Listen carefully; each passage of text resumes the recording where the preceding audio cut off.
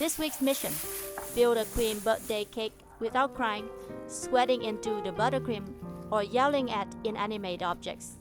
A dream, really. Step 1: find the perfect flowers. Step 2: make them into a bouquet.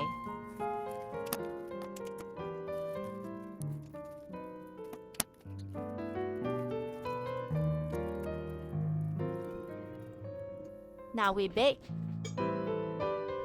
then we ice, then we question our life choices.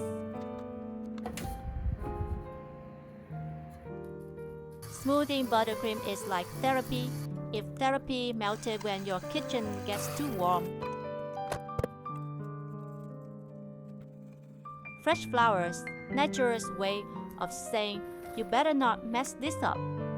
Gently placing them like I'm performing surgery on a cake with anxiety issues. And here she is, birthday queen, 8 hours, 1 mental breakdown, and 0 naps later. Would I do it again? Of course I would. I'm cake brain. Follow for more chaos, cake, and questionable life choices.